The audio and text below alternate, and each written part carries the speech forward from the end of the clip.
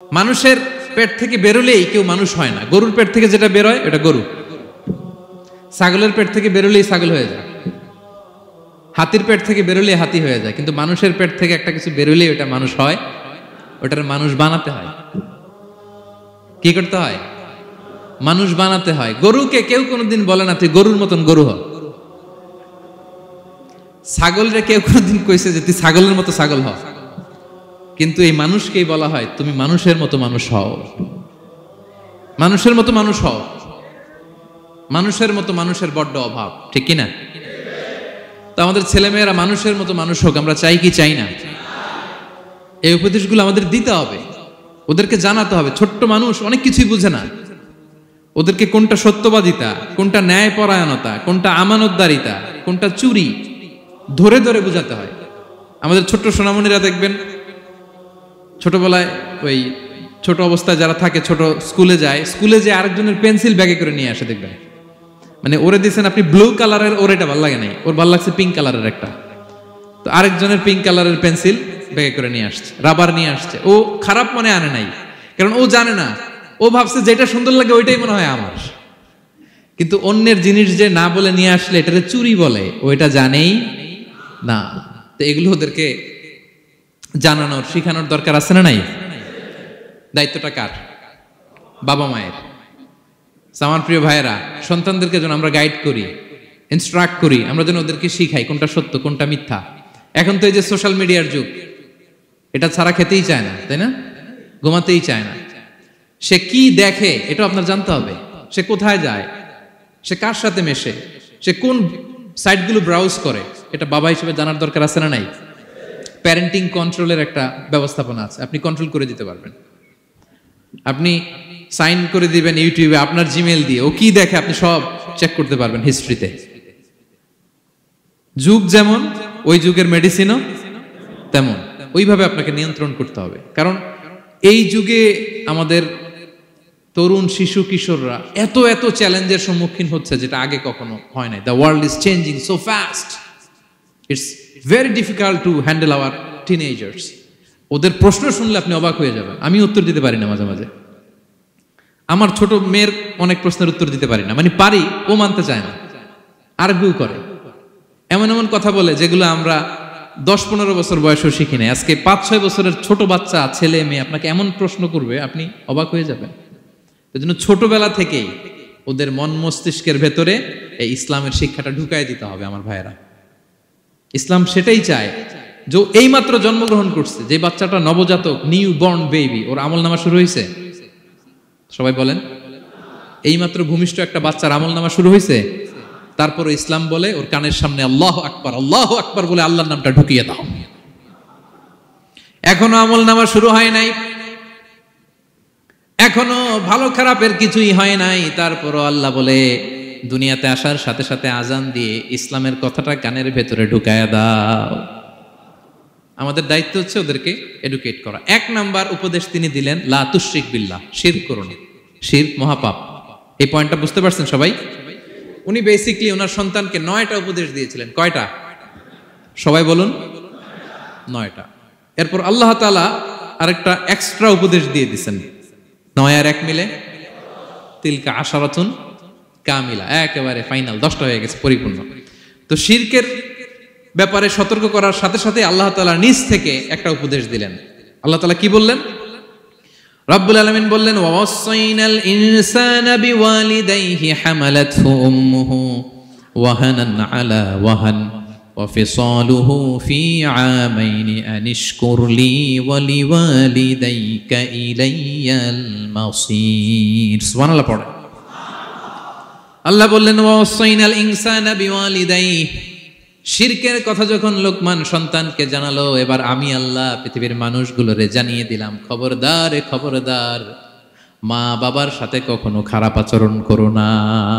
ওয়াসাইনাল ইনসান, মানুষকে আমি ওসিয়ত করলাম, রেকমেন্ড করলাম, ভার্ডিক্ট জারি করে দিলাম, বিওয়ালিদাই, মা বাবার ব্যাপারে তাদের সাথে সদাচরণ করবে। মা বাবার সাথে খারাপ আচরণ করা যাবে। জান্নাতে একটা দরজা আছে, নাম আল আব, বাবা, আর একটা আল উম, মা। যারা বাবা মার সাথে ভালো আচরণ করছে তারা ওইটা দিয়ে ঢুকবে। সুবহানাল্লাহ পড়ে। এক লোক বললেন, ইয়া রাসূলুল্লাহ, আমার মাকে কাঁধে করে কাবার চারদিকে ঘুরিয়েছি, তাওয়াফ করিয়েছি। প্রচন্ড রোদের মধ্যে আমার মাকে কাঁধে করে কাবার চারদিকে লাব্বাইক লাব্বাইক বলে অনেকবার ঘুরিয়েছি।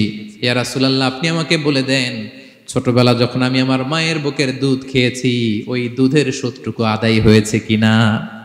বিষ্ণুই বললেন, কি প্রশ্ন করলা তুমি? লাউ কাতাতা জিলদাক, তুমি যদি তোমার গায়ের চামড়া কেটে জুতা বানিয়ে দাও, চামড়াটা কেটে শুকিয়ে যদি জুতা বানিয়ে তোমার মায়ের পায়ের নিচে দিয়ে দাও, ছোটবেলায় মায়ের বুকের যে দুধ খেয়েছো একটা দুধের এক ঢোক দুধ খাওয়ার শোধ আদায় হবে না। এক ঢোক যে দুধ খাইছো ওইটারই শোধ আদায় হবে। খবরদার, খবরদার, বাবা মার ব্যাপারে সাবধান। বিশেষ করে মায়ের সাথে দুজনের কথাই আল্লাহ প্রথমে বললেন, এরপরে বললেন বিশেষ করে মায়ের সাথে, কারণ হামালাতহু উম্মুহু, বাবা তোমারে পেটে ধরে নাই, পেটে ধরেছে কে? ওয়াহানান আলা ওয়াহান, 10 মাস 10 দিন বোঝার পরের বোঝা, যন্ত্রণার পরে যন্ত্রণা বাবা সহ্য করে নাই, করেছে কে?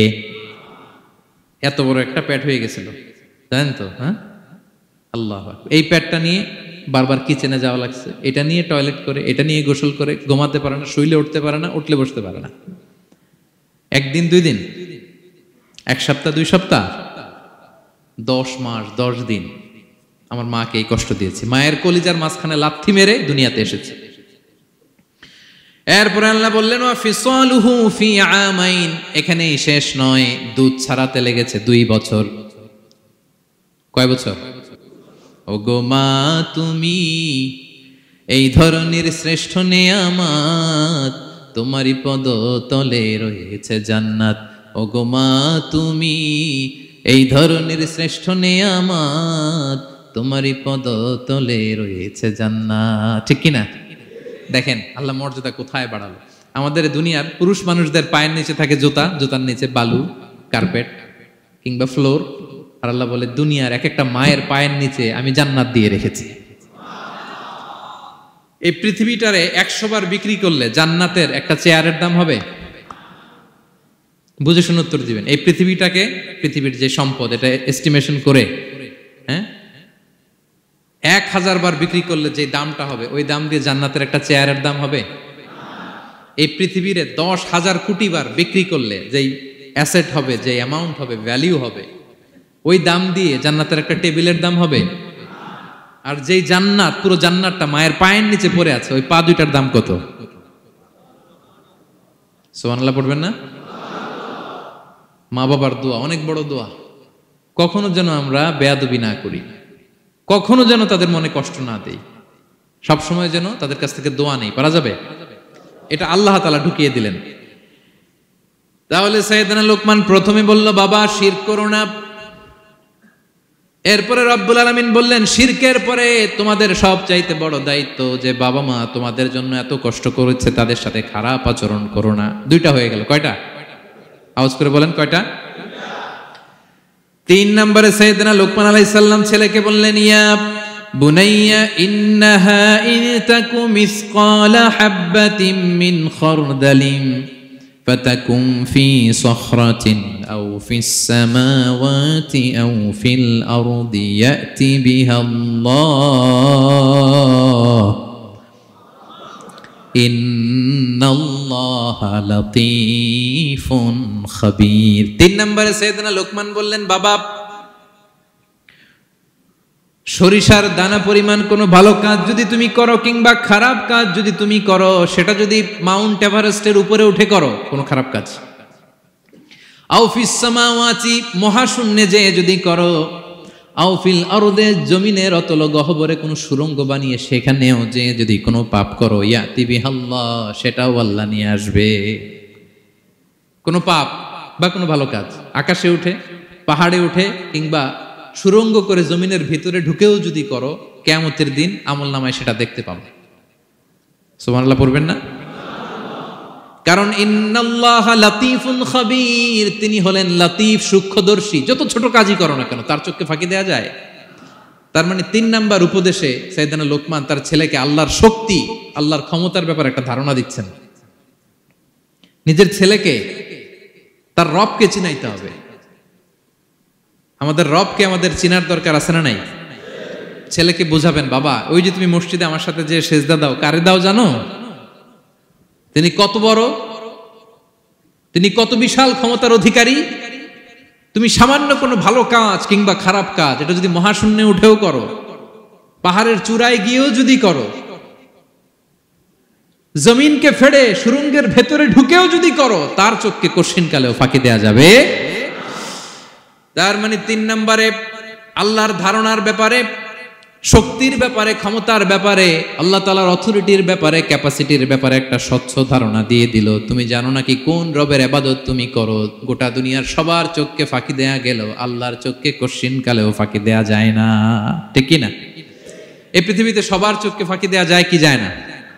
পুলিশের চোখ, সিকিউরিটির চোখ, বিমানবন্দরে কাস্টমস অফিসারের যে অফিসার থাকে তাদের চোখ, বিভিন্ন জায়গায় বড় বড় যে সিসি ক্যামেরা থাকে, এগুলো ফাঁকি দেয়া যায়। ফাঁকি দেয়া যায় না একজনের চোখ। আওয়াজ করে বলুন তো তিনি কে? ফাঁকি দেওয়া যায়? আচ্ছা বলেন, এই ছোটবেলা থেকেই এই সেন্সেশন, এই অনুভূতি যদি, এই অনুভূতির সফটওয়্যার যদি আপনার ছেলের মাথায় ঢুকায় দেন, এই ছেলে কোনোদিন দুর্নীতি করবে? খাদ্যে ভেজাল দিবে? মাছে ফরমালিন দিবে? প্রতিবেশীকে কষ্ট দিবে? অনিয়ম করবে? অন্যের অধিকার হরণ করবে না। এজন্য ছোটবেলা থেকেই তার রবকে চিনায় দিতে হবে, রবকে চিনায় দিতে হবে। 3 নম্বরে ছেলেকে তিনি বললেন, বাবা অতি ক্ষুদ্র ভালো কাজ কিংবা খারাপ কাজ যেখানেই করো না কেন, কিয়ামতের দিন সেটা তুমি দেখবা।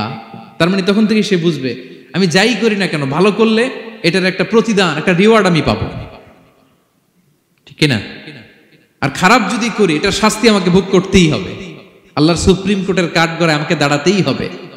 নিক্তি পাল্লা, মাওয়াজিন আল কিসত, ন্যায়ের মানদণ্ড আল্লাহ সেদিন স্থাপন করবেন। আমরা যেটা মিজানের পাল্লা বলি, এটা মূলত ন্যায়ের মানদণ্ড। সামান্য ক্ষুদ্রাতি ক্ষুদ্র জিনিস দিলেও ওইখানে টের পাওয়া যায়। সুবহানাল্লাহ পড়েন। আচ্ছা, আমরা যে চাল কিনি, ডাল কিনি, ধরেন 10 কেজি চালের একটা বস্তা কিনছি, দেখবেন যে অনেক সময় মাপটা একুরেট হয় না। 10 কেজির চেয়ে হয়তো একটু বেশি অথবা হয়তো একটু কম, এরকম হয় না অনেক সময়? 5 কেজি কিনছেন এক দোকান থেকে, আরেক জায়গায় যে ভালোভাবে মাপ দিয়ে দেখবেন যে একটু বেশি হয়েছে অথবা একটু কম হয়েছে, ঠিক কিনা? আল্লাহ যে মিজানের পাল্লা সেদিন বসাবেন, ওইখানেও তো এরকম হবে। হ্যাঁ, কেমন হবে? فَمَن يَعْمَلْ مِثْقَالَ ذَرَّةٍ خَيْرًا يَرَهُ, পড়ুন, وَمَن يَعْمَلْ مِثْقَالَ ذَرَّةٍ شَرًّا يَرَهُ। ক্ষুদ্রাতি ক্ষুদ্র জাররা তথা অনুপরিমাণ ভালো যদি করো, সেটাও সেদিন নিক্তি পাল্লায়, মিজানের দাড়ি পাল্লায় দেখতে পাবা। ক্ষুদ্রাতি ক্ষুদ্র খারাপও যদি করো, সেদিনও মিজানের পাল্লায় সেটা তুলে দিবে কে? জাররা মানে খুবই ক্ষুদ্র। কতটুকু ক্ষুদ্র আমি উদাহরণ দিয়ে বুঝাই। শীতের সকালে টিনের ঘরে যারা কোনোদিন থেকেছেন, এখানে তো শীত নাই, মালয়েশিয়াতে সারা বছর গরম। শীতের সিজনের কথা মনে আছে তো আপনাদের? না মালয়েশিয়া থাইকা সব ভুলে গেছেন? শীতকাল, শীতকাল মনে আছে? হ্যাঁ, শীতের সকালে টিনের ঘরে যদি কখনো থাকেন, দেখবেন যে টিনের ঘরে ছিদ্র থাকে, ওই ছিদ্র দিয়ে সূর্যের আলো ঢোকে, রশ্মি। মনে পড়ছে? শীতের সকাল, টিনের ছিদ্র দিয়ে দেখবেন চিকন একটা সূর্যের রশ্মি ঢুকছে। ওইটার কাছে গেলে দেখা যায় সামান্য ধুলাবালি, কেমন যেন ডাস্ট উড়ে এটার মধ্যে। অন্যদিকে কিন্তু দেখা যায় না, এদিকে নাই, কিন্তু ওই ছিদ্রটার কাছে গেলে দেখা যায় আলো যেদিক থেকে পড়ছে নিচ পর্যন্ত পুরোটার মধ্যে ধূলিকণা। আসলে ধূলিকণা কি শুধু এদিকেই না, পুরা ঘরেই? পুরা ঘরেই আছে, ওইদিকে আলো পড়ছে, ওটা দেখা যায়। ওই যে ছোট্ট সূর্য রশ্মির মধ্যে কাছে গেলে যে ছোট্ট ছোট্ট ধূলিকণা দেখা যায়, ওইটার নাম হচ্ছে যাররা। যাররা, ফামান ইয়ামাল মিসকালা যাররাতিন খাইরান ইয়ারা। এই ধূলিকণার ডাস্টের যাররা পরিমাণ ভালো করলে সেটাও দেখতে পাবা, আবার যাররা পরিমাণ খারাপ করলে সেদিন কিয়ামতের ময়দানে মিজানের পাল্লায় সেটাও দেখতে পাবা। পড়েন সুবহানাল্লাহ। তার মানে 3 নম্বরে ছেলেকে আল্লাহর শক্তি আর সম্ভাবনা সম্পর্কে সতর্ক করলেন, জানান দিয়ে বললেন, বাবা যেটাই করো না কেন, সবার চোখকে ফাঁকি দেওয়া যায় না, একজনের চোখ, তিনি কে? কয়টা গেল উপদেশ? সবাই বলুন তো কয়টা? 3টা। 4 নম্বরে লোকমান আলাইহিস সালাম বললেন, ইয়া বুনাইয়া আকিমিস সালাহ, ও আমার সন্তান, 4 নম্বরে উপদেশ হলো তোমাকে নামাজ কায়েম করতে হবে। নামাজ, সবার আগে নামাজ। কাজকে বলে দাও আমার নামাজ আছে, নামাজকে বলো না কাজ আছে, ঠিক কি না? সালাত কায়েম করো, সালাতে কায়েম করো, হবে জান্নাতি তুমি, হবে জান্নাতি তুমি, দিবে কাল হাসরে শীতল ছায়া আরশে আজিম, রব্বিয়াল আলা রব্বিয়াল আযীম, রব্বিয়াল আলা রব্বিয়াল আযীম। সুবহানাল্লাহ পড়েন। 4 নম্বরে আকিমিস সালাহ, ও আমার কলিজার টুকরা সন্তান, নামাজ কায়েম করো। নামাজ, নামাজ কিয়ামতের ময়দানে সর্বপ্রথম যে জিনিসটার হিসেব আল্লাহ চাইবেন ওটা কি? সবাই বলেন একসাথে, সেটা কি? বিশ্বনবী ইন্তেকালের আগে বললেন, আস-সালাত আস-সালাত ওয়া মা মালাকাত আইমানুকুম, ও আমার উম্মতেরা নামাজ, নামাজ। বিশ্বনবীর রূহ বের হয়ে যাবে, মালাকুল মাউত চলে আসলো, এখনই রূহ মুবারক কবজ করে নিয়ে যাবে। অন্তিম মুহূর্তে গোটা উম্মার জন্য বিশ্বনবী যে মেসেজটা ড্রপ দিয়ে গেলেন সেটার নাম হলো নামাজ। সালাত আস-সালাত, উম্মতেরা নামাজ নষ্ট করো না, নামাজ নষ্ট করো না। আউয়ালু মা ইউহাসাবু বিহিল আবদু ইয়াউমাল কিয়ামাতি আস-সালাহ, কিয়ামতের ময়দানে সর্বপ্রথম আল্লাহ যে জিনিসটার হিসাব চাইবেন সেটা কি?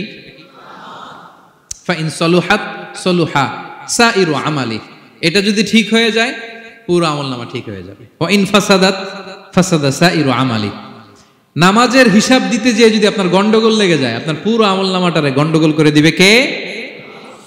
এজন্য সবার আগে সালাত। ছেলেকে বোঝাবেন, বাবা নামাজ কায়েম করো, তার মানে একা একা পড়ো না, জামাতে পড়ো। নামাজ পড়া আর কায়েম করায় পার্থক্য আছে। একা একা পড়া যায় কিন্তু একা একা কায়েম করা যায়? বলেন। তার মানে বাবা একা একা নামাজ পড়ো না, জামাতে পড়ো। বিকেল বেলায় তোমার বন্ধুকে নিয়ে খেলার মাঠে যখন ক্রিকেট খেলতে খেলতে মাগরিবের সময় হয়ে যায়, একা একাই মসজিদে যাবা না, তোমার বন্ধুরেও নিয়ে যাবা। একা একা জান্নাতে গেলে মজা আছে? সবাই মিলে একসাথে গেলে কেমন হয়? হ্যাঁ, সবাই মিলে একসাথে জান্নাতে যাওয়া লাগবে না? তার মানে ছেলেরে বুঝালেন, বাবা একা একা নয়, সবাইকে নিয়ে নামাজ পড়ো বাপ, জামাতে পড়ো বাপ, গোটা সমাজটারে মুসল্লি সমাজ বানাবা। এটার নাম হচ্ছে ইকামাতুস সালাহ। ছেলেকে বললেন আকিমিস সালাহ, ও আমার কলিজার টুকরা বাজান নামাজ কায়েম করো। বিষ্ণু ঈসা ইসলাম বললেন, মুরু সুবিয়ানাকুম বিস-সালাতি ওয়া হুম আবনাউ 7 সিনিন, তোমাদের ছেলে মেয়েদের বয়স যখন 7 হয় তখন থেকে নামাজের আদেশ করো। ওয়াদরিবুহুম আলাইহা, আর তাদেরকে শাসন করো। ওয়াদরিবুর অনেক অর্থ হতে পারে, শাসন করো, একটু রূঢ় আচরণ করো, প্রয়োজনে মৃদু প্রহার করো। যখন তাদের বয়স হয়ে যায় 10, বয়স হয়ে যায় 10 কিংবা তার উপরে, আমাদের ছেলে মেয়ে আছে বয়স, দেখি কয়জন আছে দিকে 10 বছরের। হ্যাঁ দেখছেন, কঠোর হইতে হবে আপনাদের যদি নামাজ না পড়ে। হাত নামান। 7 পর্যন্ত নিয়ে যাবেন সাথে করে। বয়স যখন 7 হয়, বারবার যখন সালাতের কথা বলবেন সাথে করে নিয়ে দাঁড়াবেন। জুমার দিন মসজিদে নিয়ে যাবেন, মাঝে মাঝে নামাজে নিয়ে যাবেন। 7, 8, 9 এই 3 বছরের ট্রেনিং এ 10 বছর তো এমনি পাক্কা নামাজে হয়ে যাবে, ঠিক কি না? নাকি বলবেন হুজুর আমি তো পড়ি না, আমারই তো খবর নাই। হ্যাঁ, ছেলেরা যে বলবো বাবা নামাজ কায়েম কর, এর আগে কিন্তু নিজের মুসল্লি হইতে হবে। এটা বুঝতে পারতেছেন তো? হ্যাঁ, ছেলেকে বলতে হইলে আগে নিজের মুসল্লি হইতে হবে। নামাজের ব্যাপারে নো কনসিডারেশন, কোনো ছাড় নাই। সালাত আপনাকে পড়তেই হবে যে কোনো পরিস্থিতিতে। এজন্য 7 বছর বয়স থেকে বিশ্বনবী ওয়ার্নিং দিতে বলেছেন। 10 বছর বয়স হলে প্রয়োজনে রূঢ় আচরণ করো, শাসন করো, প্রয়োজনে মৃদু প্রহার করো। খবরদার, খবরদার। একসাথে মাঝে মাঝে নিজেরাও ঘরে পড়বেন। মসজিদে তো যাবেনই, বাইরে বৃষ্টি, যেতে পারছেন না, নিজেই ইমাম হয়ে দাঁড়ায় যান। আপনার ছেলে 2 জন আপনার পিছনে দাঁড়াবে, আপনার স্ত্রী আর মেয়েরা তার পরের কাতারে দাঁড়াবে। হ্যাঁ, নারী পুরুষ একই কাতারে দাঁড়াতে পারে না। অথবা আপনার ছেলেটার ইমাম বানায় দেন, ও নামাজ পড়াইতেছে আপনারা পড়তেছেন, ভালো লাগবে না? A family that prays together stays together. ইংরেজিতে একটা কথা বলে, a family that prays together stays together. যে ফ্যামিলি একসাথে নামাজ পড়ে এই ফ্যামিলি একসাথে টিকে থাকে শান্তিতে অনেক দিন, ঠিক কিনা? এজন্য ঘরে মাঝে মাঝে জামাতে নামাজ পড়বেন, ঘরটারে বরকত দিয়ে পূর্ণ করে দিবে কে? এজন্য সাইয়েদনা লোকমান বললেন, আকিমিস সালাহ, আমার কলিজার টুকরা সন্তান, নামাজ নামাজ নষ্ট করো না, নামাজ নষ্ট করো না। অনেক ফ্যামিলি আছে, অনেক ফ্যামিলি নিজেও নামাজি, ছেলে মেয়েদেরকেও নামাজের কথা বলে, পড়ায়, জোহর পড়তে দেয়, আসর পড়তে দেয়, মাগরিব পড়তে দেয়, এশা পড়তে দেয়, ফজর পড়তে দেয় না। ফজর নিয়ে টেনশন নাই, কেন? বলতেছে ঘুমায় হুজুর। কি করে? আমার কলিজার টুকরা সন্তান ঘুমায় হুজুর, কাঁচা ঘুম কেমনে ভাঙাই? আচ্ছা, ফজরের সময় যদি আপনাদের কন্ডোমিনিয়ামে আগুন লাগে কি করবেন? ফজরের সময় লাগছে আগুন, আর একটু ঘুমাক, কাঁচা ঘুম, হ্যাঁ বলবেন? বলবেন? কথা বুঝে নাই বোধহয়। যে বাবা মারা মনে করে সকালে কিভাবে ডাকি, উঠতে চায় না হুজুর, কাঁচা ঘুম, কষ্ট হয়ে যায়, ফজরের সময় যদি আগুন লেগে যায় আপনার ঘরে কি করবেন? আরেকটু ঘুমাক, কাঁচা ঘুম। দুনিয়ার আগুন থেকে নিজের সন্তানকে বাঁচানোর জন্য যেমনি ডেকে উঠান, দুনিয়ার আগুন থেকে রক্ষা করার জন্য যেমনি ডাকেন, উঠায় নিয়ে আসেন, জাহান্নামের কঠিন আগুন থেকে বাঁচানোর জন্য ফজরের সময়ও ডাকার দরকার আছে না নাই? দুনিয়ার আগুনের চেয়ে কমপক্ষে 70 গুণ বেশি তেজওয়ালা। হ্যাঁ, বিষ্ণু বলেন, নারুকুম তুকিদুন, যে আগুন দিয়ে কিচেনে রান্না করো, জাহান্নামের আগুন কিন্তু এই আগুন নয়। জাহান্নামের আগুন দুনিয়ার আগুনের চাইতে কমপক্ষে 70 গুণ বেশি তেজওয়ালা। তাহলে ফজরের সময় ডাকবেন তো ছেলে মেয়েকে, হ্যাঁ, নিজেও পড়বেন, ছেলে মেয়েদেরকেও ডাকবেন। আকিমিস সালাহ। 4 নম্বরে বললেন, বাবা নামাজ কায়েম করো, নামাজ নামাজ ছেড়ে দিও না। 5 নম্বরে বললেন, ওয়া'মুর বিল মা'রুফ, ভালো কাজের আদেশ করো। 6 নম্বরে বললেন, ওয়ানহা আনিল মুনকার, খারাপ কাজ থেকে নিষেধ করো। দেখেন কি বাবা ছিল সাইয়েদনা লোকমান। ছেলেরা বললেন, নামাজ পড়ার পরে বললেন, ওয়া'মুর বিল মা'রুফ, ভালো কাজের আদেশ করবা, ভালো কাজের আদেশ করো। ওয়ানহা আনিল মুনকার, মন্দ কাজ থেকে নিষেধ করো। আমরা অনেকে নিজেরাই ভালো করি, নিজেরাই ভালো কাজ করি, অন্যদেরকে বলি না, এরকম আছে না নাই? সমাজে পাপ হলে, অন্যায় হলে আমরা কথা বলতে চাই না, এরকম আছে না নাই? নিজেই নামাজ পড়বে, চোখ বন্ধ করে তাসবিহ পড়তে থাকে, কিন্তু মুসলিম উম্মার উপর কারবালা হয়ে যাচ্ছে, তার কোনো টেন নাই, এরকম আছে না নাই? গোটা বিশ্বে মুসলমানদের উপর দিয়ে কি যাচ্ছে, সমাজে কি চলছে তার কোনো আন্দাজ নাই, খোঁজ খবর নাই, শুধু নিজেই জিকির করে, এরকম আছে না নাই? না, আযাব আসলে, গজব আসলে শুধু এই কাফির মুশরিকদেরই মারে না, মুমিনদেরও মারে, ঠিক কিনা? আল্লাহ বলে, ওই আযাবকে ভয় করো, ওয়াত্তাকু ফিতনাতাল লা তুসিবান্নাল্লাযীনা যালামু মিনকুম খাসসা। ওই আযাবকে ভয় করো, এই শাস্তিকে ভয় করো, যে শাস্তি যখন আমি পাঠাই ওই শাস্তি দিয়ে শুধু জালেমদেরকে মারি না, আলেমদেরকেও মারি, ঠিক কিনা? কারণ তুমি আলেম হয়ে বসেছিলা কেন? তুমি সমাজকে বাঁচাও নাই কেন? শুধরে দাও নাই কেন? শুদ্ধাচারের অভিযানে তুমি নামো নাই কেন? ঠিক কিনা? তুমি একা একা জিকির করে তোমার আল্লাহর ওলি হইতে বলছে কে? গোটা সমাজকে তোমার বাঁচাতে হবে। একটা জাহাজ 2 তলা, আপনি আছেন 2য় তলায়, নিচ তলায় একদল লোক জাহাজের তলা ছিদ্র করতেছে। জাহাজের তলায় ছিদ্র করলে কি ঢুকে? তা আপনি যদি বলেন ওরা নিচে আছে ছিদ্র করতেছে, ওরা করুক, আমি থামাবো কেন? আমার তো দোষ নাই, আমি তো ছিদ্র করি নাই। ছিদ্র করছে কারা? ওরা। পানি ঢুকলে ওরা মরবে, আমি তো বেঁচে যাবো। বাঁচবে? কারণ সে তো জাহাজের ভিতরেই। আপনি যে যদি এই পাগলগুলারে না থামান, ওরা তো মরবেই, আপনিও শেষ। চিল্লায় বলেন ঠিক কিনা? এজন্য সমাজে যখন পাপ হয়, অন্যায় হয়, দেখা মাত্রই আপনাকে থামাতে হবে। তা না হলে এই পাপের কারণে, অন্যায়ের কারণে আযাব আর গজব যখন আসবে, পাপীরাই মরবেন, আপনিও মরবেন, ঠিক কিনা? মুসা আলাইহিস সালামের পায়ের মধ্যে একবার একটা লাল পিঁপড়া কামড় দিছে। এই সাইজের যে লাল পিঁপড়াগুলো কামড় দিলে খুব আরাম লাগে না? কেমন লাগে? হ্যাঁ, খুব ব্যথা করে, প্রচন্ড ব্যথা করে। তো মুসা আলাইহিস সালামের মেজাজ কি নরম না গরম? খুব তাড়াতাড়ি রেগে যেতেন উনি। এক এক নবীর এক এক অ্যাট্রিবিউটস ছিল, হ্যাঁ, এক এক বৈশিষ্ট্য ছিল। উনি অনেক রেগে যেতেন। উনি থাপ্পড় মেরে একবার ফেরাউনের বাবুর্চিকে দুনিয়া থেকে শেষ, এক থাপ্পড়, এত শক্তি। সেই বুখারীতে এসেছে মালাকুল মাউতকে মারছিলেন একটা। ওই যে ছোটবেলা থেকে মারার অভ্যাস, ছোটবেলায় কার গালে দিছিল জানে না বোধহয়? ফেরাউন। অন্যায় দেখলেই ছোটবেলায় ফেরাউনের গালে দিছে একটা, বড় হয়ে ফেরাউনের বাবুর্চির একটা, এরপরে মালাকুল মাউতকেও একটা। এর কারণ মালাকুল মাউত আবার মালাকুল মাউতের মতো আসেনি, মানুষের আকৃতিতে এসেছিল। তো পারমিশন না নিয়ে ঢুকছে। উনি ভাবছে এমনি মানুষ, কিরে পারমিশন নিলি না কেন? তো মুসা আলাইহিস সালামের পায়ের মধ্যে লাল পোকা, লাল পিঁপড়া কামড় দিছে, প্রচন্ড ব্যথা পাইতেছে আর ডলতেছে আর রেগে গেছে। রেগে তাকায় দেখে এদিকে লাল পিঁপড়ার বাসা, যে পা দিয়ে ডোলে সবগুলোরে মেরে ফেলছে। তো ঘটনাটা ছিল মুসা আলাইহিস সালাম আল্লাহকে জিজ্ঞেস করছিলেন, এই ঘটনাটা আল্লাহ কেন ঘটাইছে? আল্লাহকে জিজ্ঞেস করছিলেন, আল্লাহ আযাব যখন কোনো এলাকায় পাঠান তখন তো শুধু জালিমরাই মরে না, ভালো লোকগুলাও তো মারা যায়। তো এই আযাবে ভালো লোকগুলা কেন মরে? আল্লাহ উত্তর দেয় না, এই ঘটনা ঘটাই দিছে। পিঁপড়া যখন কামড় দিছে রেগে সবগুলো মেরে ফেলছে। আল্লাহ বলে, মুসা কামড় দিছিল কয়টা? কয় আল্লাহ একটা। তো ওগুলোর মারলা কেন?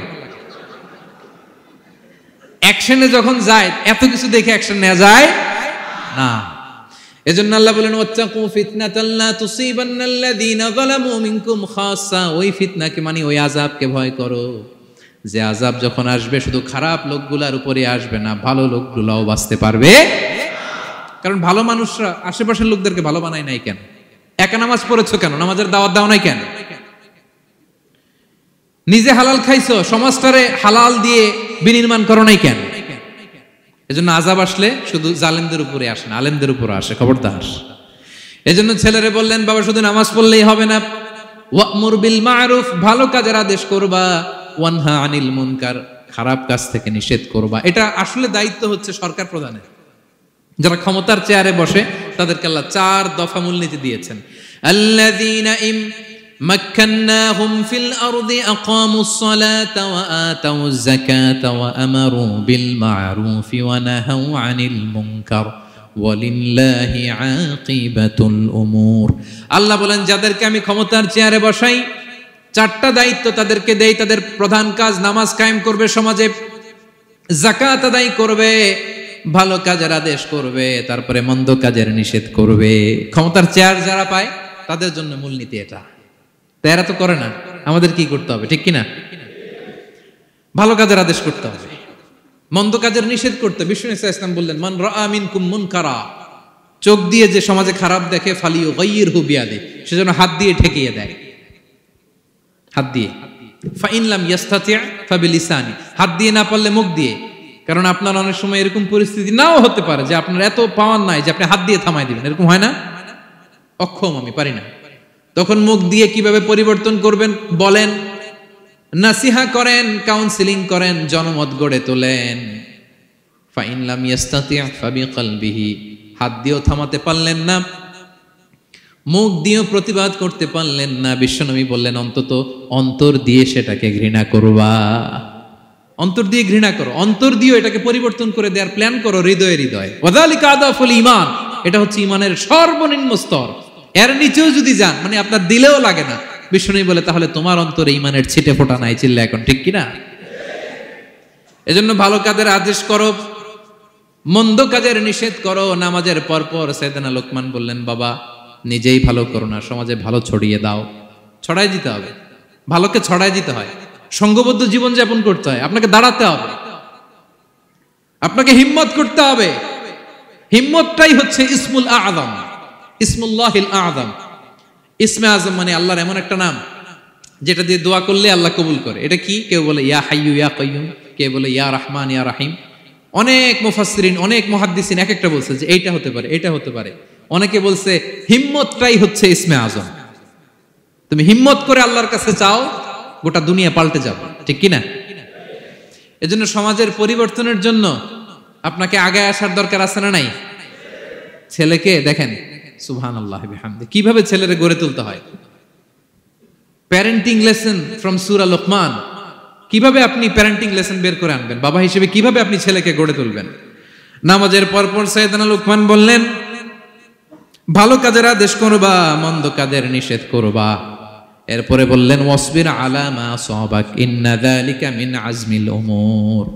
লোকমান বললেন, ওয়াসবির আলা মা আসাবাক, বিপদে ধৈর্য ধরো। কারণ লোকমান আলাইহিস সালাম ভালো করেই জানেন যে নামাজ কায়েমের আন্দোলন করে, যে সত্যের পথে আহ্বান করে, যে অন্যায় কাজে বাধা দেয়, সমাজ তারে ওয়েলকাম করে না। তার জীবনে দুঃখ আছে,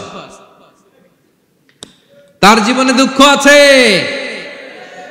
তার উপরে হামলা হতে পারে, মামলা হতে পারে, তাকে দেশ ছাড়া করা লাগতে পারে।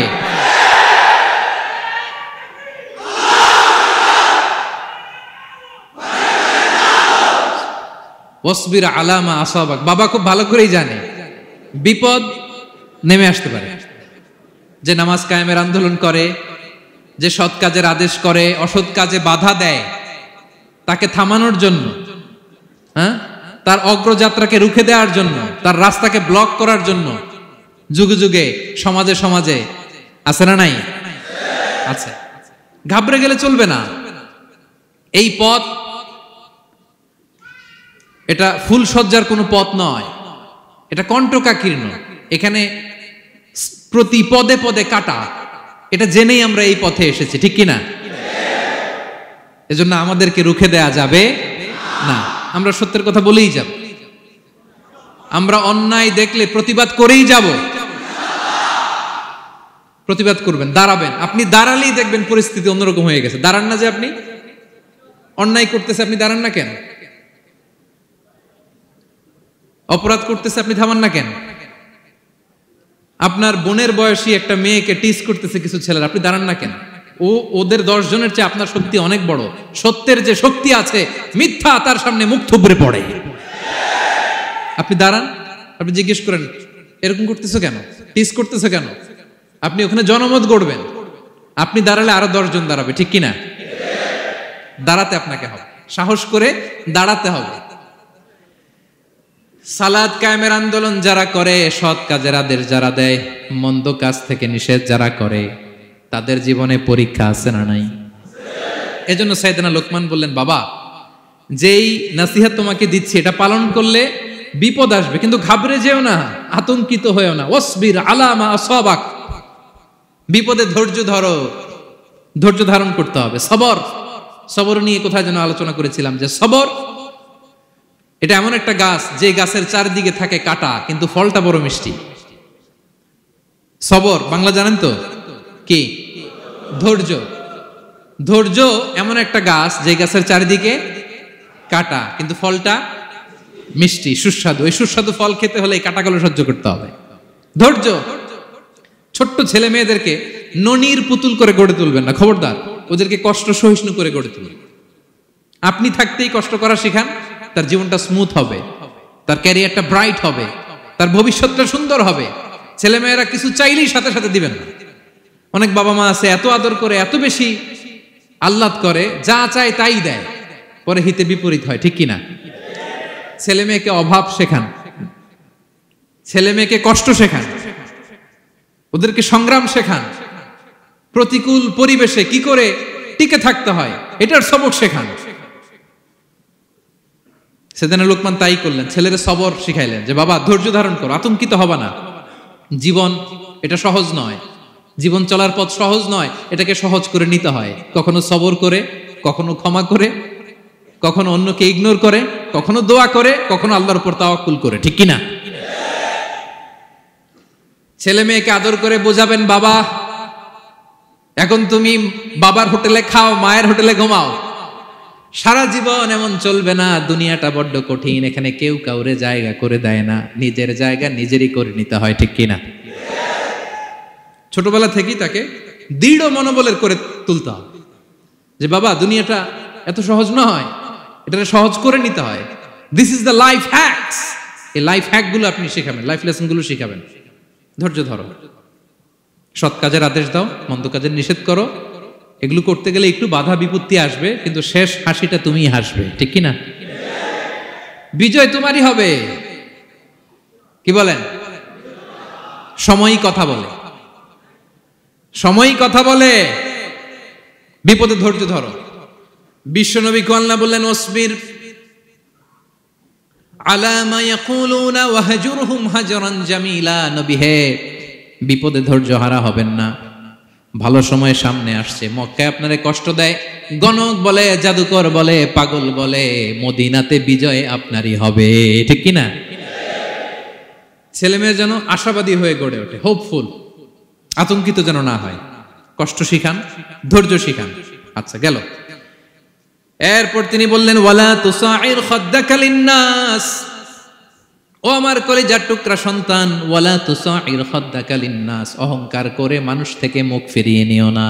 ছেলেরে এবার সোশ্যাল বানানোর চেষ্টা করতেছেন। হ্যাঁ, ওয়ালা তুসাইর খাদ্দাকা লিন্নাস। দেখেন, একটার পর একটা। প্রথমে স্রষ্টারে চিনাইলেন, তাই না? এরপরে স্রষ্টার ক্ষমতা সম্পর্কে শিখাইলেন, এরপরে আধ্যাত্মিকতা শিখাইলেন, এরপরে ইবাদত কি সেটা জানালেন, এরপরে তিনি সোশ্যাল এঙ্গেজমেন্ট কিভাবে করবেন, সোশ্যাল রিফর্ম কিভাবে করবেন শিখালেন। এবার মানুষের সাথে কিভাবে মিশতে হয় সেটা শিখাচ্ছেন। মানে পিপল ওরিয়েন্টেড হও। ওয়ালা তুসাইর খাদ্দাকা লিন্নাস, অহংকার করে মানুষের থেকে মুখ ফিরিয়ে নিও না, মুখ ছিটকাবে না। মানুষকে সম্মান করো, মানুষের সাথে মেশো, বি পিপল ওরিয়েন্টেড। আমাদের অনেক ছেলে মেয়েরা মানুষের সাথে মিশতে পারে না। দোষ কার? বাবা মায়ের। শেখায় না। একটা সময় আমাদের মনে আছে, ছোটবেলায় মেহমান আসলে আমরা এত খুশি হইতাম। কি বলেন? মেহমানের কাছে যাইতাম, সূরা শোনাইতাম, কবিতা শোনাতাম, এটা খেলতাম, ওইটা করতাম। যাওয়ার সময় আমাদেরকে টাকা দিয়ে যেত, হায় রে খুশি। এখন দেখবেন টেনে হিসেবে মেহমানের সামনে আনা যায় না। এরকম আছে না নাই? অনেক ফ্যামিলিতে এরকম আছে যে তারা সারাদিন ডিভাইস নিয়ে, এই ডিভাইস আসক্তি এত মারাত্মক পর্যায়ে পৌঁছেছে যে তারা মানুষের সাথে মিশতে পারে না। এই পাবলিক ওরিয়েন্টেশনটা অনেকের নাই, পিপল ওরিয়েন্টেশন নাই। অনেক ছোট বাচ্চা, মেহমান আসছে, তুমি একটু আসো, সালাম দাও, বসো, আসতে চায় না, বসতে চায় না। কারণ ওরা শিখানো হয় না। সারাদিন দিয়ে রাখছে কি হাতে? মোবাইল। এই জন্য ছোটবেলা থেকে আমরা যেন সামাজিক বানাই, বাচ্চাকে যেন শেখাই, বাবা মুরব্বীকে দেখলে সালাম দিতে হবে। কি করতে হবে? ওরা শিখাবেন। অনেক সময় ছোট বাচ্চারা না বুঝে দারোয়ানের সাথে খারাপ আচরণ করে, ঘরের কাজের বুয়ার সাথে খারাপ আচরণ করে, ড্রাইভারকে বকা দেয়। আছে না নাই? ভদ্রতা, ডিসেন্ট ম্যানার আপনি শিখান নাই তো, শিখবে কোত্থেকে? এই জন্য শুরুতেই বললাম যে গরুর পেট থেকে বেরোলে গরু হয়, কিন্তু মানুষের পেট থেকে বেরোলেই ওটা মানুষ হয় না। ওটারে মানুষ বানাতে হয় দিনের পর দিন, মাসের পর মাস, টিউনিং করে, পলিশিং করে, গাইড করে করে মানুষের মতো মানুষ বানাতে হয়। তাহলে ছেলেনে বললেন ওয়ালা তুসাইর খাদ্দাকা লিন্নাস, তোমার চেহারাকে মানুষ থেকে ফিরিয়ে নিও না, গণমুখী হও, মানুষের সাথে মেশো। ছেলে মেয়েদেরকে এটা বলবেন। শহরে থাকলে মাঝে মাঝে গ্রামে নিয়ে যাবেন, কাদার মধ্যে ছেড়ে দিবেন, হাট বেটা, হ্যাঁ, কাদায় ছেড়ে দিবেন, পুকুরে ছেড়ে দিবেন, দৌড়াদৌড়ি করতে করতে তারপরে তারা শিখবে, দেখবে। মাছ, জ্যান্ত মাছ দেখে নাই আমাদের অনেক ছেলে মেয়েরা, আছে না নাই? ওরা ভাবে মাছ বোধহয় ওই ইয়ের মধ্যেই পাওয়া যায়, শপিং মলেই পাওয়া যায়, ফ্রিজের মধ্যে থাকে, এরপরে এটা খাইতে হয়। জ্যান্ত মাছ দেখলে দেখবেন ভয় পেয়ে গেছে। কারণ শেকড়ের সাথে এদের কোনো সম্পর্ক নাই। এরা যেন গণমুখী হয়, শেকড়ের সাথে যেন এদের সম্পর্ক থাকে। হ্যাঁ, এটাই দেখেন। এই উপদেশটা কয় হাজার বছর আগের। মনে হচ্ছে যেন আজকের পরিস্থিতি দেখে দেখে লোকমান ইসলাম ছেলেকে অ্যাডভাইস করতেছেন। সুবহানাল্লাহ বলবেন না?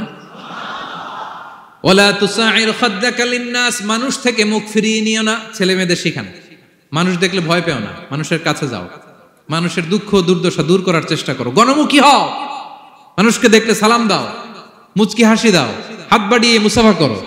তাহলেই না মানুষের সাথে তুমি মিশবে, শিখবে, জানবে। ঠিক কি না? এরপরে বললেন ওয়ালা তামশি ফিল আরদি মারাহা, আমার কলিজার টুকরা সন্তান, অহংকার করে রাস্তা দিয়ে হেঁটো না। কারণ ইন্নাল্লাহা লা ইউহিব্বু কুল্লা মুখতালিন ফাখুর, আল্লাহ অহংকারীকে পছন্দ করেন না। এবার বডি ল্যাঙ্গুয়েজ শিখাচ্ছেন ছেলেকে, কিভাবে হাঁটবে। আমাদের অনেক সময় ছেলে মেয়েরা খুবই ভালো, নিষ্পাপ, শুধু ভিতরটা পরিষ্কার হইলে হবে না, আপনার জেস্টারও তো ভালো হইতে হবে। হ্যাঁ, ভিতর ভালো কিন্তু প্রকাশ ভঙ্গি জানে না, আছে না নাই? এটারে ইংরেজিতে কি বলে? বডি ল্যাঙ্গুয়েজ বলে। বুঝতে পারছেন? এবার ছেলেকে বডি ল্যাঙ্গুয়েজ শিখাচ্ছে বাবা। হাঁটার সময় এইভাবে হাঁটতে হবে। ওয়ালা তামশি ফিল আরদি মারহা, অহংকার করে রাস্তা দিয়ে হেঁটো না। এখানে তামশি বলতে শুধু হাঁটাই না, অহংকার করে ড্রাইভ করো না, অহংকার করে হুন্ডা চালিও না। এরকম আছে না নাই? আমাদের ইয়াং ছেলে মেয়েরা হুন্ডা একটা পাইলে এমন আওয়াজ করে তারা চলবে, অসুস্থদের ক্ষতি হয়, ছোট বাচ্চারা ভয় পেয়ে যায়, মাঝরাতে মানুষ লাফ দিয়ে ওঠে ঘুম থেকে। এরকম আছে না নাই? আমাদের সন্তানরা যেন এরকম না হয়। রাস্তা দিয়ে চলতে বিনয়ের সাথে হাঁটতে হবে, ভদ্রভাবে হাঁটতে হবে, কারণ রহমানের বান্দারা অহংকারী হয় না, তারা বিনয়ী হয়, ঠিক কিনা? ওয়াইবাদুর রাহমানিল্লাযীনা ইয়ামশুনা আলাল আরদি হাওনা ওয়া ইযা খাতাবাহুমুল জাহিলুনা ক্বালু সালামা। রহমানের বান্দারা রাস্তা দিয়ে যখন হাঁটে দাম্ভিকতার সাথে হাঁটে না, অহংকারের সাথে হাঁটে না, বিনয়ের সাথে রাস্তা দিয়ে তারা চলাফেরা করে, ঠিক কিনা? তো ছেলেকে হাতে ধরে ধরে বডি ল্যাঙ্গুয়েজ শিখাচ্ছে, বাবা অহংকার করে হেঁটো না, মানুষের অহংকার সাজে না, অহংকার সাজে একজনের, তিনি কে? অহংকার কার চাদর? আল্লাহ বলে এই চাদর ধরে যদি কেউ টান দেয় ওরে আমি জাহান্নামে নিক্ষেপ করি, ফালা উবালি, আই ডোন্ট কেয়ার, ওরে আমি জাহান্নামে ফেলবো। অহংকার করার কি আছে আমাদের? কিছুই নাই, ঠিক কিনা? ডায়রিয়া যদি হয়, লুজ মোশন যদি হয়, 5 বার টয়লেটে গেলে এরপরে চেহারার দিকে তাকানো যায়? বিছানায় পড়ে হা হু করতে শুরু করে, তো কিসের অহংকার আপনার? লুজ মোশন 3 দিন যদি হয়, হায় রে চেহারার দিকে তাকানো যায় না, সুন্দর চেহারা ফ্যাকাশে হয়ে গেছে, তো এই মানুষের অহংকার করা সাজে না। ছেলেকে বিনয়ী হওয়া শেখাতে হবে, বাবা বিনয়ী হও, তোমার বডি ল্যাঙ্গুয়েজটা সুন্দর করো, তোমার কথা বলায়, তোমার চলনে বলনে সবকিছুতে যেন একটা মাধুর্যতা থাকে, একটা কোমলতা থাকে, শেখানোর দরকার আছে না নাই? সব শেষে সাইয়েদনা লোকমান ছেলেকে বললেন, ওয়াকসিদ ফি মাশিকা ওয়াগদুদ মিন সাওতিকা ইন্না আনকারাল আসওয়াতি লা সাওতুল হামির। ওয়াকসিদ ফি মাশিক ওয়াগদুদ মিন সাওতিক, তাহলে কিভাবে হাঁটবা? হাঁটার ক্ষেত্রে একটা মিডিয়াম পেস অবলম্বন করো, মিডিয়াম পেস, ভদ্রভাবে, হ্যাঁ মিডিয়াম মধ্যমপন্থী পন্থায় তুমি হাঁটো। তোমার হাঁটার মধ্যে যেন একটা মুনশিয়ানা ভাব থাকে, তোমার হাঁটা চলাফেরায় যেন একটা ভদ্রতার ছাপ থাকে। এটা তো হাতে ধরে ধরে শিখাইতে হবে, নাহলে শিখবে না তো, বুঝবে না তো সে। ওয়াগদুদ মিন সাওতিক, কণ্ঠটাকে মোলায়েম করো। ইন্না আনকারাল আসওয়াতি লা সাওতুল হামির, কর্কশ গলায় কথা বলো না। আমাদের অনেক ছেলেমেয়েরা অনেক শাউট করে, আছে না নাই? কেউ কি শাউটিং পারসনকে পছন্দ করে? আমরা লাইক করি? Nobody likes a shouting person. আপনি মালয়েশিয়ানদেরকে দেখেন কত কোয়াইট ইনকাম, হাজার হাজার মানুষ একটা প্রোগ্রাম করতেছে, একটা সাউন্ড নাই। আমাদের তো অনেক বলতে হয়, অনেক অ্যানাউন্সমেন্ট, অনেক এই সেই, ওদেরকে কিছু বলতে হয় না। ওদের আমি অনেক বড় বড় প্রোগ্রামে জয়েন করেছি, হাজার হাজার মানুষ, একটা ছোট্ট ইনস্ট্রাকশন, লাইন ধরে সবাই সেটা মেনে নেয়। ছেলেকে শিখাই দিলেন চলতে ফিরতে একটা মাঝারি মোলায়েম ভদ্র একটা পেস অবলম্বন করো, আর কণ্ঠটাকে নিচু করো, কর্কশ ভাষী হয়েও না। কেউ পৃথিবীতে কর্কশ ভাষীকে পছন্দ করেন? যারা চিৎকার করে চেঁচামেচি করে, আল্লাহ তাদের কণ্ঠকে গাধার কণ্ঠের সাথে তুলনা করেছেন এখানে। দ্য ব্রেইং অ্যাস, গাধার আওয়াজের চাইতে পৃথিবীতে নিকৃষ্ট কোন আওয়াজ হতে পারে? আল্লাহ বলে তুমি কি তোমার কণ্ঠকে গাধার আওয়াজের মতো করতে চাও? যদি না চাও, কণ্ঠটাকে মোলায়েম করো, কর্কশ ভাষায় কখনো মানুষকে সম্বোধন করো, কারণ কর্কশ ভাষীকে, এই শাউটিং পারসনকে কেউ কখনো পছন্দ করে না। তো এই উপদেশগুলো আমাদের ছেলে মেয়েদেরকে দেওয়ার দরকার আছে না নাই? আল্লাহু আকবার। প্রজ্ঞায় সুসজ্জিত এই উপদেশ মালাগুলো সে 3000 বছর আগে যেমনি প্রাসঙ্গিক ছিল, এখনো তেমনি প্রাসঙ্গিক। এই উপদেশগুলো আমরা ছেলে মেয়েদেরকে দিতে পারবো তো?